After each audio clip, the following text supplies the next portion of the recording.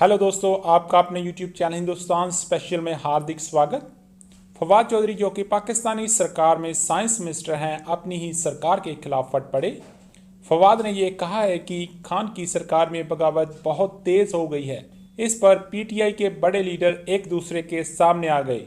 शाह महमूद कुरैशी और असद उमर पर फैसल वावड़ा और फवाद चौधरी ने ये इल्ज़ाम लगा दिया है कि वह प्राइम मिनिस्टर की कुर्सी हथियाने में लगे हुए हैं। PTI का ये झगड़ा खुलकर मीडिया के सामने आ गया और पाकिस्तानी मीडिया में इसकी गूंज है।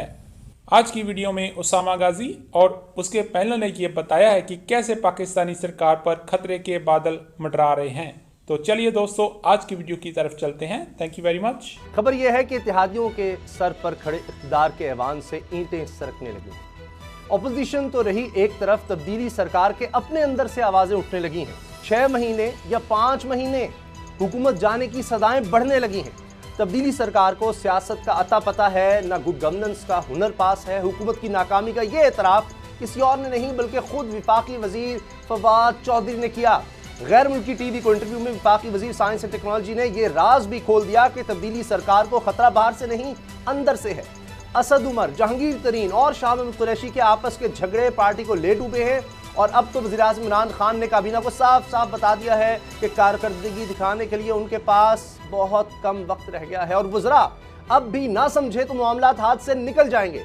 मासूमाना सवाल ये है कि किसके हाथ से निकल कर किसके हाथ में आएंगे। हुकूमत के अंदर जारी इस जंग का नज़ारा विफाकी काबीना में भी नजर आया। काबीना इजलास के अंदर की कहानी यह है कि वज़रा में ही गर्मा गर्मी हो गई। जब असद उमर और शाह महमूद कुरैशी ने फवाद चौधरी के इंटरव्यू पर नाराजगी का इजहार किया तो जवाब फवाद चौधरी नहीं फैसल वावड़ा की तरफ से आया कि आप लोग वज़ीर-ए-आज़म बनना चाहते हैं, आपकी पॉलिसियों की वजह से हुकूमत को ये बातें सुनना पड़ रही हैं। फिलहाल तो वज़ीर-ए-आज़म ने सबको मुतनाज़ा बयान देने से रोक दिया है, लेकिन हकीकत यह है कि राख में चिंगारियां तो दबी हैं जो किसी भी वक्त शोला बनकर किसी खौफनाक तब्दीली का पेश खैमा साबित हो सकती है। अगर 5 महीने में तब्दीली की पेशगोई साबित आसिफ अली जरदारी ने भी कर दी है, जिनका जियालों के नाम पैगाम है कि हुकूमत गिरना शुरू हो गई है, अच्छा वक्त आने वाला है। इस पेशगोई पर फिर अवाम का मासूमाना सवाल है कि किसका अच्छा वक्त आने वाला है, अवाम का या सियासतदानों का। हुकूमत गिरने की पेशगोइयाँ, इत्तेहादियों की बढ़ती नाराजगी क्या हुस्न इत्तेफाक है या फिर वाकई हुकूमत के लिए खतरे की घड़ी है?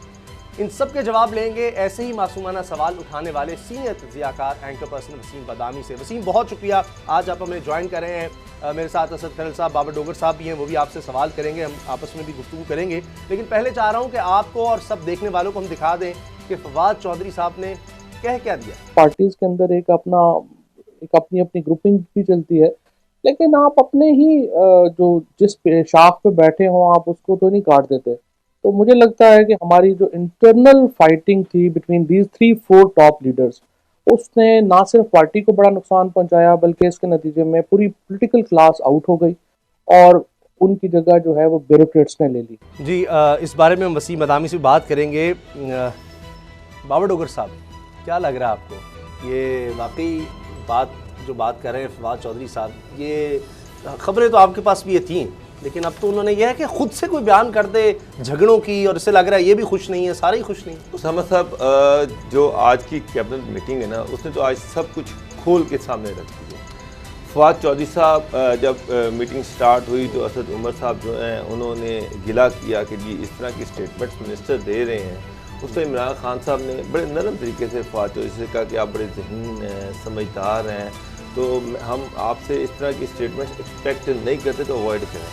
फवाद चौधरी साहब ने कहा जी असद उमर के हवाले से जो भी मैंने कहा है मैं उस पर कायम हूँ, बिल्कुल मैं एक लफ्ज़ पे कायम हूँ, बिल्कुल इसी तरह है। उसके बाद फैसल वावड़ा जो थे वो उनके साथ बैठे हुए थे, उन्होंने माइक अपनी तरफ कर लिया। उन्होंने कहा कि इमरान खान साहब आपके ख़िलाफ़ जो भी साजिशें हो रही हैं हम उनको कामयाब नहीं होने देंगे।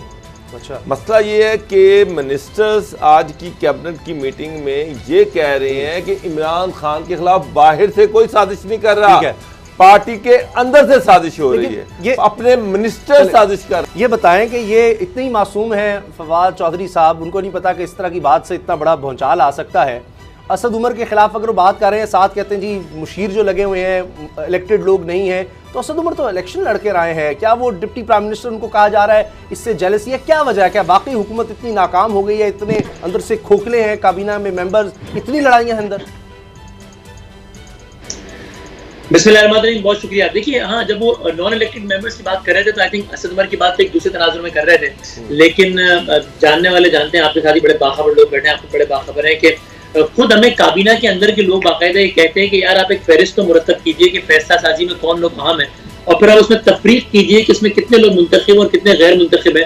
तो गैर मुंतखब लोगों का पलड़ा आपको बहुत भारी नजर आएगा, और वो लोग ज़ाहिर पीटीआई की नजरिए से भी उस अंदाज से अलाइन नजर नहीं आते। यहाँ तक कि पाकिस्तान की जो मईशत चला रहे हैं, जो कि इमरान खान साहब का एक विजन था कि मेरा एक ओपनिंग बैट्समैन होगा, उसका नाम असद उमर होगा, वो यूं कर देगा, वो कर देगा, वो नहीं चला रहे, बल्कि हफीज शेख साहब चला रहे हैं, जो कि ज़ाहिर पीटीआई के नजरिए पर मईशत नहीं चला रहा है, बल्कि अपने हिसाब से चला रहे हैं। लेकिन यहाँ पर ये जरा सीरियस मसला इसलिए है कि यहाँ पर इख्तलाफात इस हद तक है कि वो बाकायदा पार्टी की उमूर नहीं, बल्कि मुमलिकत की उमूर चलाने में हायल हो रहे हैं, फिर काबीना के सारे मसाइल। तो यहाँ आवे दावा इसलिए बिगड़ा हुआ है कि आपस के इख्तलाफात इतने ज्यादा हैं, वो पहले भी थे, लेकिन अब की बार इतने ज्यादा हैं कि मुमलिकत की उमूर चलाने में जो है वो हायल हो रहे हैं। उसके बाद कुछ जो मिनिस्टर थे उनका टारगेट थे असद उमर, और वो ये कह रहे थे कि पार्टी के अंदर इमरान खान के खिलाफ साजिश हो रही है, यानी कि असद उमर कैंप इमरान खान साहब को हटाने के लिए एफर्ट कर रहा है। तो इसमें इमरान खान साहब को भी टारगेट किया गया। तो आपको क्या लग रहा है कि चीजें किस साइड पर जा रही हैं? क्योंकि अब तो ओपनली कैबिनेट के अंदर इमरान खान के सामने ये सारी चीजें मिनिस्टर बोलना शुरू हो गए हैं।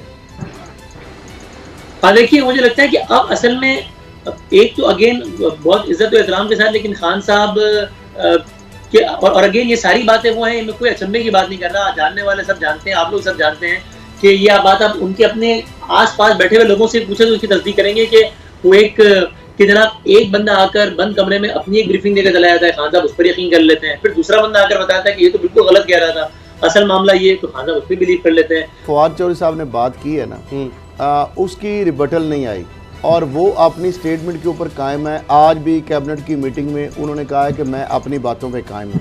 वज़ीर आज़म साहब ने भी उनको इस बात पे डांट डपट नहीं की।